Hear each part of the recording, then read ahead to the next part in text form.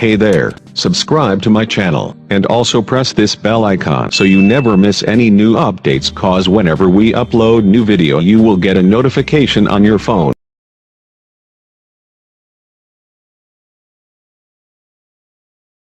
Part 1.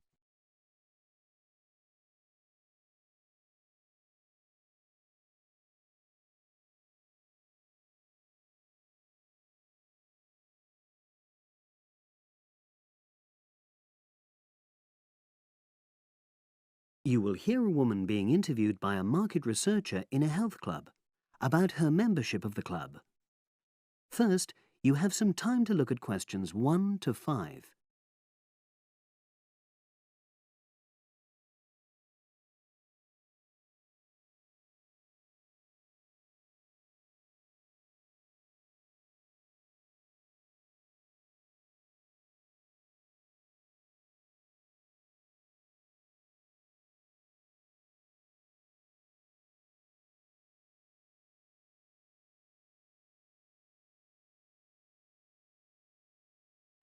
Now we shall begin.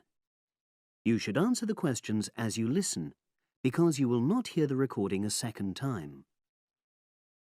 Listen carefully and answer questions 1 to 5. Oh, excuse me.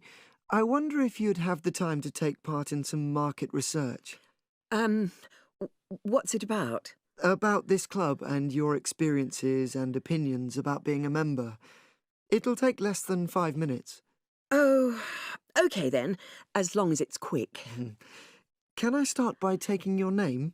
It's Selina Thompson. Is that Thompson? Yes. Okay, great. Thanks. And what do you do for a living? Well, I'm an accountant, but I'm between jobs at the moment. I understand. But that's the job I'll put down on the form.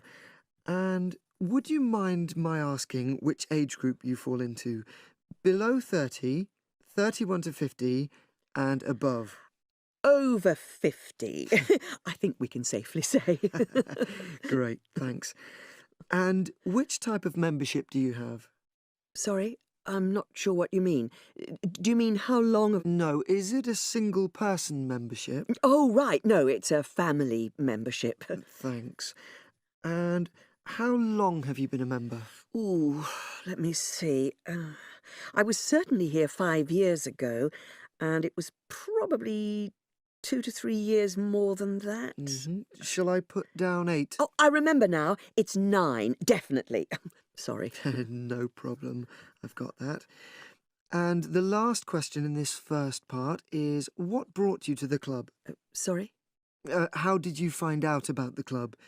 Did you see any ads? Well, I did actually, but I have to say I wasn't really attracted to the club because of that. It was through word of mouth. So you were recommended by a friend? Actually, my doctor. I'd been suffering from high blood pressure, and he said the club was very supportive of people with that condition, so I signed up. Great, thanks. Before you hear the rest of the conversation, you have some time to look at questions 6 to 10.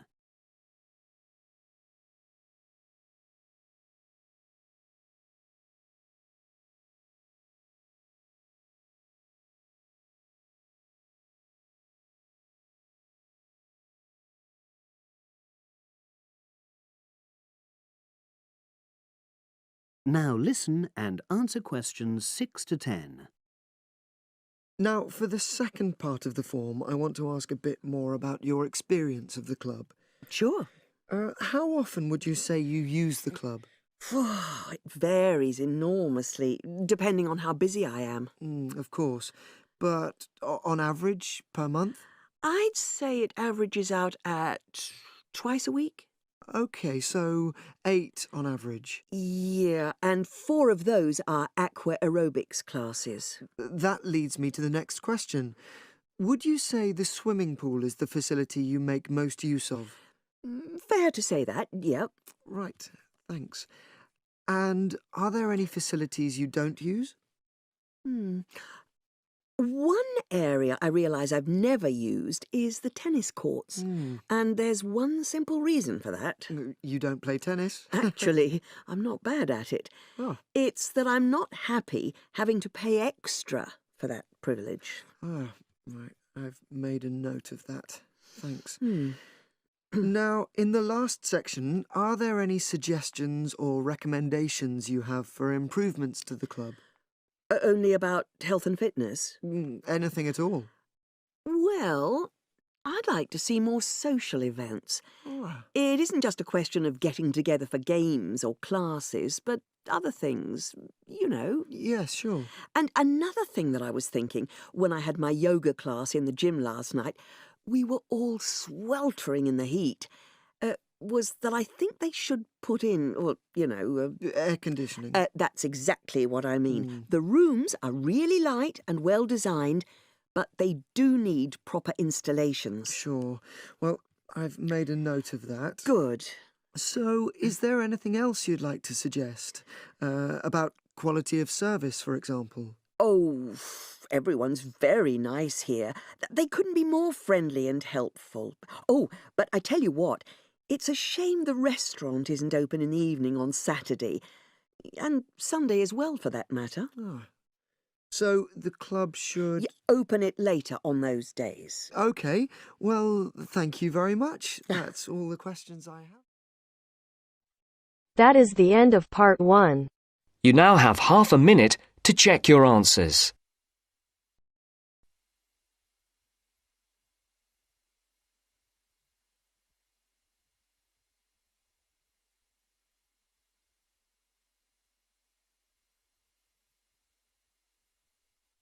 Now turns to part 2. Part 2.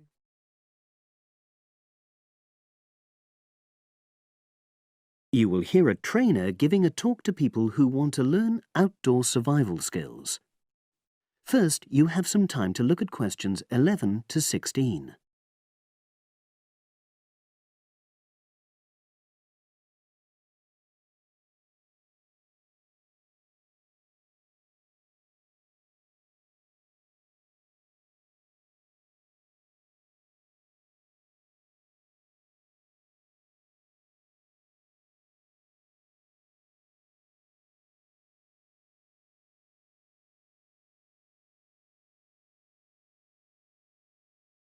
Now listen and answer questions 11 to 16. Good morning, everyone, and welcome to our outdoor survival program. As you know, this week you'll be learning some of the basic information and skills you need to look after yourself independently in the outdoors. These first 2 days will be based here in the classroom, and then we'll be taking a camping trip to put into practice some of the things you've learned. I'm going to start off with the topic of food. And to start with, I'll describe just 2 methods which we'll be putting into practice at our camp, and which make use of natural resources: the steam pit and the bamboo pot. I've got 2 posters here to make things clearer, and I'll start with the steam pit here. To make this, you'll need some dry sticks, some grass, some loose earth, and some stones. And for this week only, some matches. The first thing you do is to dig a shallow pit in the place you've chosen to do your cooking. Let's say about 25 centimeters deep and 30 centimeters wide. Your sticks have to be a bit wider than the pit because you have to put a line of them along the top from one end of the pit to the other. Before setting light to these, you take some large stones and arrange them on top. Then you start the fire and wait till the wooden platform burns through and the stones fall into the pit. At this point, brush away any pieces of hot ash from the stones. You can use a handful of grass, and then take another stick and push it down into the center of the pit, between the stones. After that, you cover the whole pit with a thick layer of grass. And then you can put your food on it. wrapped in more pieces of grass, like parcels. Finally, cover the whole thing with earth. You have to pat it firmly to seal the pit. Then all you have to do is take the stick out and pour a bit of water into the opening that it leaves. It should take about 4 hours for your food to cook, as it cooks slowly in the steam that's created inside the pit. Now you have some time to look at questions 17 to 20.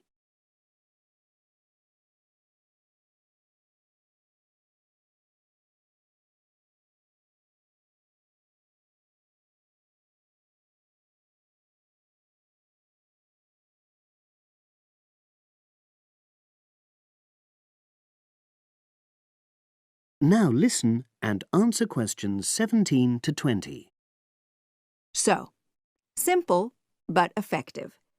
The other method you're going to practice this week is the bamboo oven. Now, the steam pit is ideal in certain conditions because the heat is below ground level. For example, if there's a strong wind and you're afraid a fire might spread. But when it's safe to have an open fire, you can use the bamboo oven method. You get a length of bamboo, which, as you probably know, is hollow and consists of a number of individual sections with a wall in between. You use a sharp stick to make a hole in each of the dividing walls apart from the end one. Then you lean the bamboo over a fire, with the top propped up by a forked stick and the bottom sitting on the ground. You pour enough water in the top to fill the bottom section, and then light a fire underneath that section to heat the water. Then you put your food inside the top section, and the steam coming up the bamboo through the holes you made cooks it. I'm going to move on now to food itself and talk about some of the wild plants you might cook. I'm going to begin with fungi. That's mushrooms and toadstools. I'm sure you'll be aware that some of these are edible and they're delicious, but some of them are highly poisonous. Now, whether they're poisonous or not, all fungi that you find in the wild should be cooked before eating, because that helps to destroy any compounds in them that might be mildly toxic. But be aware that any amount of cooking won't make poisonous varieties any safer to eat. Unless you can definitely identify a fungus, you should never eat it. It's not worth the risk. And you need to be really sure, because some fungi that are poisonous are very similar in appearance to certain edible varieties. They can easily be mistaken for each other. So, having said all that, fungi are delicious when they're freshly picked, and although they are only moderately nutritious, they do contain minerals which the body needs. I'll move on now to leafy plants, which are generally... That is the end of part 2. You now have half a minute to check your answers.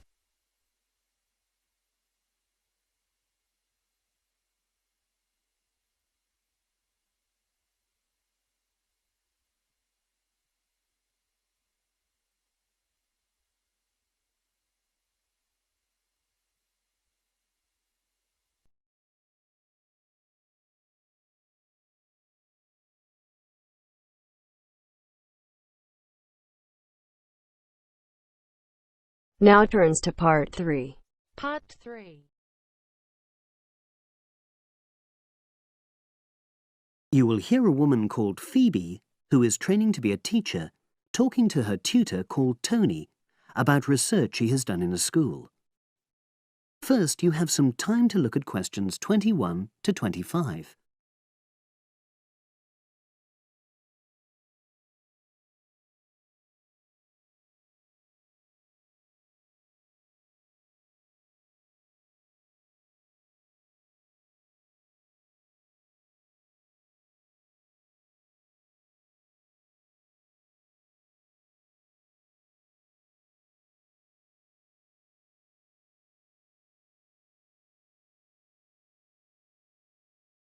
Now listen and answer questions 21 to 25. So, how did you get on with your school-based research, Phoebe? Well, it was exhausting, but really valuable. Good. What was the specific focus you chose? My title is Attitudes Towards Study Among 11 to 12-year-old Pupils. Right, and what made you choose that focus? Well, that's a bit difficult. Lots of my classmates decided on their focus really early on, mainly on the basis of what they thought would help in their future career, in their first year's teaching. So that's what helped you decide? Actually, it was that I came across a book written by experienced teachers on student attitudes, and that motivated me to go for the topic. Okay. So what were your research questions or issues? Well, I wanted to look at the ways students responded to different teachers, particularly focusing on whether very strict teachers made teenagers less motivated. And from your research, did you find that was true? No, not from what I saw, from my 5 days observation, talking to people and so forth. Okay. We'll talk about the actual research methods in a moment, but before that, can you briefly summarise what your most striking findings are? Well, what really amazed me was the significant gender differences. I didn't set out to focus on that, but I found that boys were much more positive about being at school. Girls were more impatient. They talked a lot about wanting to grow up and leave school. Very interesting. Yeah, it is. From doing the research, it was clear to me that you might start out to focus on one thing, but you pick up lots of unexpected insights. Right. Did you get any insights into teaching? Yes, certainly. I was doing a lot of observations of the way kids with very different abilities collaborate on certain tasks, help each other. And I began to realise that the lessons were developing in really unexpected ways. So what conclusion do you draw from that?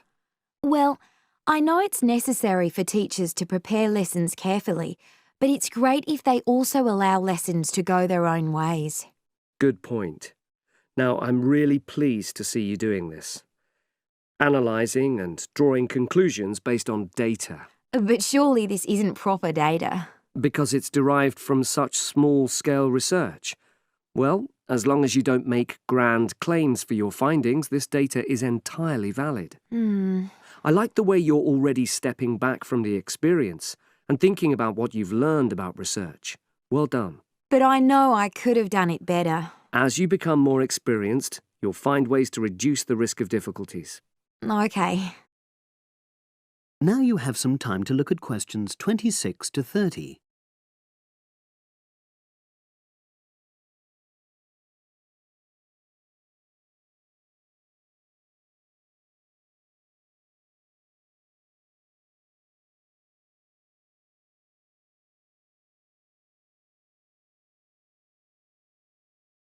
Now listen and answer questions 26 to 30.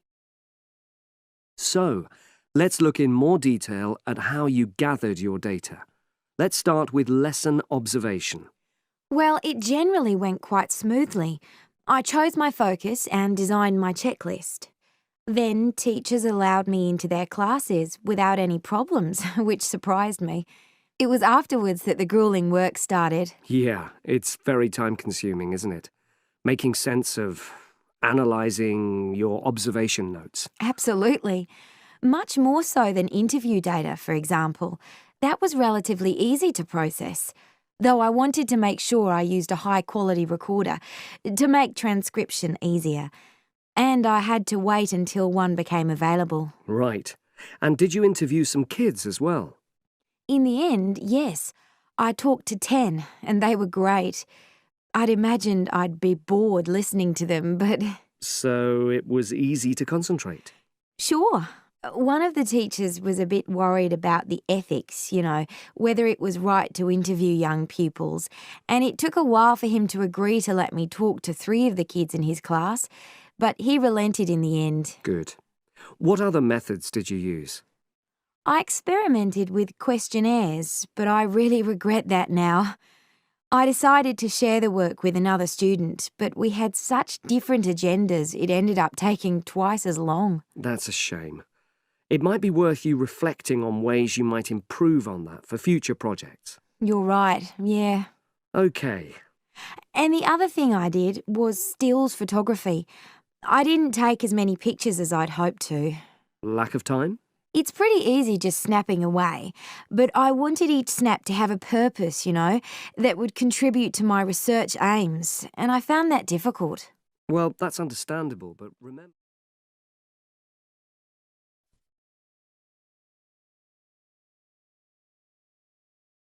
That is the end of part 3. You now have half a minute to check your answers.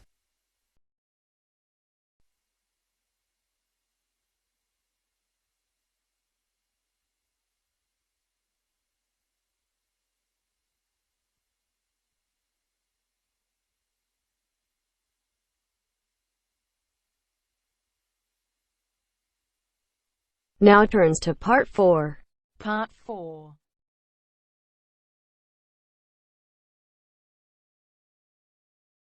You will hear an environmental studies student giving a presentation about his project on saving an endangered species of plant. Now you have some time to look at questions 31 to 40.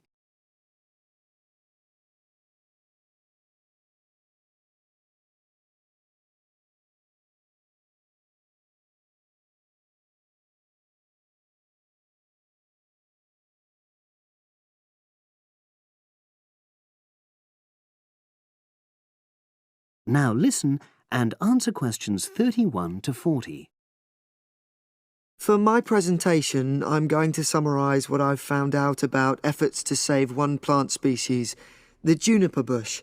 It once flourished in Britain and throughout the world's temperate zones, but over the last few decades has declined considerably. Before I go on to explain the steps being taken to save it in England, let me start by looking at some background information and why the juniper has been so important in cultural as well as ecological terms, historically and in the present day. Firstly, I want to emphasise the fact that juniper is a very ancient plant. It has been discovered that it was actually amongst the first species of plants to establish itself in Britain in the period following the most recent Ice Age.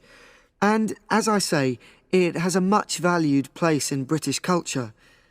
It was used widely as a fuel during the Middle Ages because when burnt, the smoke given off is all but invisible, and so any illicit activities involving fire could go on without being detected. For example, cooking game hunted illegally. It also has valuable medicinal properties. Particularly during large epidemics, oils were extracted from the juniper wood and sprayed in the air to try to prevent the spread of infection in hospital wards. And these days, perhaps its most well-known use is in cuisine, cooking, where its berries are a much valued ingredient, used to flavour a variety of meat dishes and also drinks. Turning now to ecological issues, juniper bushes play an important role in supporting other living things. If juniper bushes are wiped out, this would radically affect many different insect and also fungus species.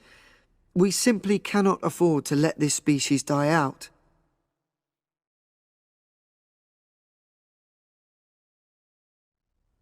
So, why is the juniper plant declining at such a rapid rate? Well, a survey conducted in the north and west of Britain in 2004-5 showed that a major problem is the fact that in present-day populations, ratios between the sexes are unbalanced, and without a proper mix of male and female, bushes don't get pollinated. Also, the survey found that in a lot of these populations, the plants are the same age, so this means that bushes grow old and start to die at similar times, leading to swift extinction of whole populations. Now, the charity Plant Life is trying to do something to halt the decline in juniper species. It's currently trying out 2 new major salvage techniques, this time focusing on lowland regions of England. The first thing it's trying is to provide shelters for the seedlings in areas where juniper populations are fairly well established. These, of course, are designed to help protect the plants at their most vulnerable stage. A further measure is that in areas where colonies have all but died out, numbers are being bolstered by the planting of cuttings which have been taken from healthy bushes elsewhere. Now, I hope I've given a clear picture of the problems facing this culturally and ecologically valuable plant, and of the measures being taken by plant life to tackle them. If anyone has any questions, I'd be happy. That is the end of part 4. You now have half a minute to check your answers.